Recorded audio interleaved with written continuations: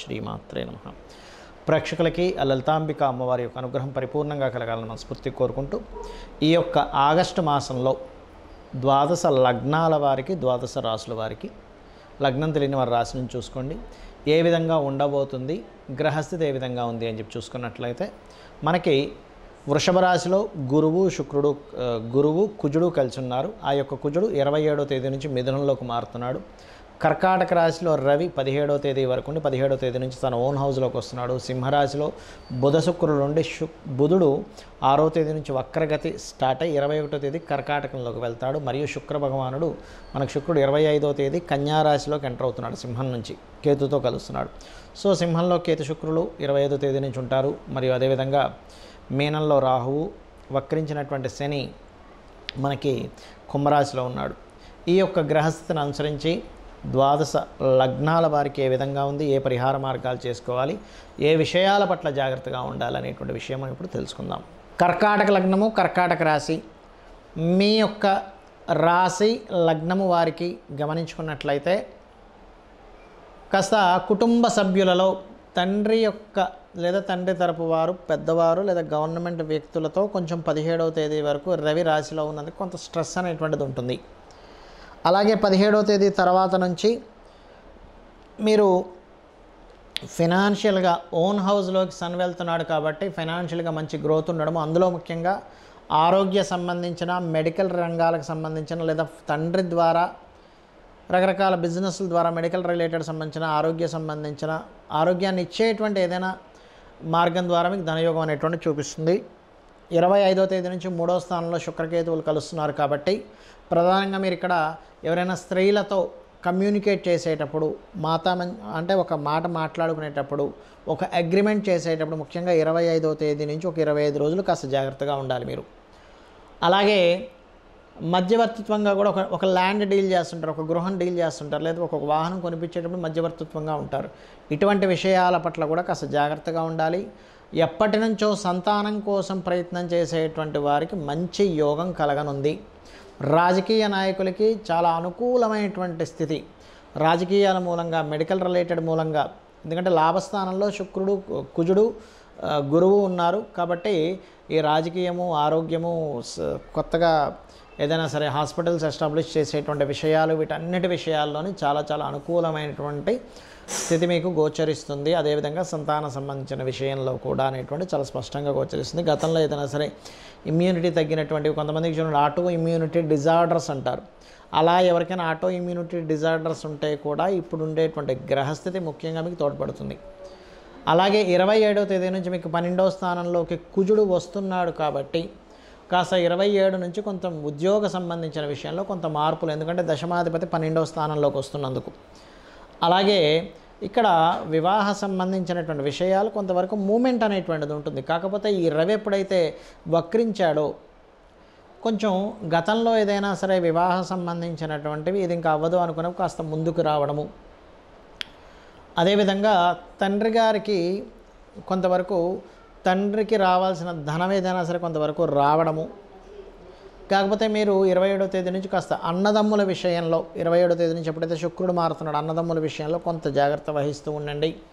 ఇక మీరు చేయవలసినటువంటి దేవతా ఆరాధన ఏమిటి అని చెప్పి చూసుకున్నట్లయితే ముఖ్యంగా మీరు సుబ్రహ్మణ్యేశ్వర స్వామి, దత్తాత్రేయుడి యొక్క స్తోత్ర పఠనము, మీరు ఏదైనా ఒక డీల్ చేసేటప్పుడు లక్ష్మీ గణపతిని తలుచుకోవడము, ఇవి చేయండి, అన్ని విధాలా బాగుంటుంది.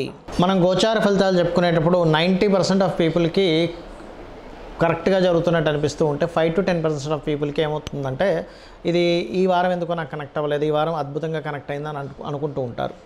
దీనికి రీజన్ చెప్తాను నేను మీకు, గుర్తుపెట్టుకోండి. ఒకటేంటంటే గోచార ఫలితాలు కాలంలో ఇలా ఉందని చెప్పేది, దీనికంటే ముఖ్యంగా మీ యొక్క జన్మజాతకం. ఎందుకంటే మీకు ఇప్పుడు అద్భుతంగా ధనయోగం వచ్చే యోగం నడుస్తుంది అనుకోండి మీ పర్సనల్ చార్ట్లో, అప్పుడు గోచారంలో ధనయోగం అనేది బాగా సపోర్ట్ చేస్తుంది.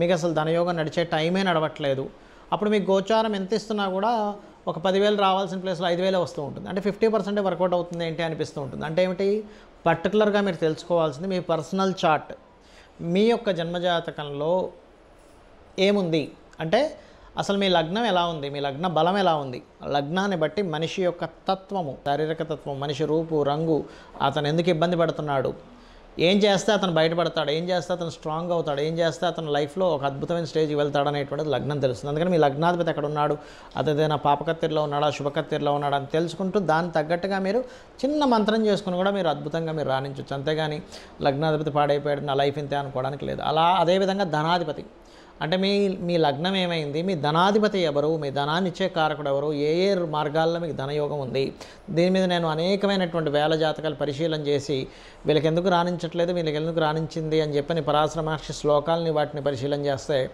వీళ్ళకి ఎందులో అయితే కలిసి వస్తుందో అందులోనే వాళ్ళకి కలిసి రావడం జరిగింది నేను చూసినప్పుడు.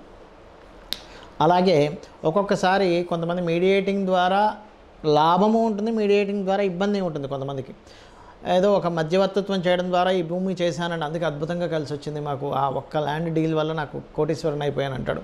ఇంకొంతమంది మధ్యవర్తిత్వం వెళ్ళడం ద్వారా ఇబ్బంది పడతారు. ఎందుకు, ఆ మధ్యవర్తిత్వానికి కారకుడైన థర్డ్ లార్డ్ పాడవుతాడు. అదేవిధంగా మూడో స్థానం పాడైతే అన్నదమ్ములతో అక్కచెల్లెలతో గొడవలు వస్తూ ఉంటాయి. దానికి ఏం చేయాలి, కొంతమంది చూడండి ఏదైనా మాట్లాడితే ఆ మాట్లాడిన మాటే వాళ్ళకి నెగిటివ్గా ప్రొజెక్ట్ అవుతూ ఉంటుంది. ఎందుకు అలా అవుతుంది అనేటువంటిది కూడా చూసుకోవాలి. దానికి కారణం ఏమిటి అంటే థర్డ్ లార్డ్ ఎప్పుడైతే పాడయ్యాడో ఇటువంటి ఫలితాలు వస్తుంటాయి. అంటే మూడో స్థానాధిపతి పౌరుషము పరాక్రమము దారిద్ర స్థానంగా చెప్పారు. అదేవిధంగా గృహం, కొంతమంది చూడండి వాస్తుపరంగా ఒక ఇంటికి వెళ్ళాము చాలా అద్భుతంగా కలిసి వచ్చిందండి, మరొక ఇంటికి వెళ్ళాము ఇబ్బంది పడ్డామండి. అంటే ఏమిటి, అక్కడ వాస్తు దోషం ఉండొచ్చు, లేదా ఒక్కొక్కసారి మీకు వాస్తుపరంగా పనికిరాని దిశలో మీరు వెళ్ళి ఉండొచ్చు. కాబట్టి మీ యొక్క జన్మజాతకం ఏం చెప్తుంది, మీ పేరులో ఉండే మొదటక్షరాన్ని తీసుకొని గోచారంలో ఉండేటువంటి గ్రహాలు అట్ ది సేమ్ టైం మీ పేరులో ఉండే మొదటక్షరాన్ని వర్గుతో నిర్ధారణ చేసి ఏ డైరెక్షన్లో ఉండాలి. అదేవిధంగా సంతాన అభివృద్ధి, మీ ప్లాంటరీ పొజిషన్స్ ఎటువంటి ఫలితాలను చూపిస్తున్నాయి, సంతానాన్ని ఏ రకంగా మీరు గైడ్ చేయగలిగితే అభివృద్ధి ఉంటుంది. ముఖ్యంగా అతి ముఖ్యంగా ఇక్కడ ఏంటంటే రుణము, రోగము, శత్రుత్వము ఇవి కలగకూడదని కోరుకుంటూ ఉంటారు ప్రతి ఒక్కరు కూడా.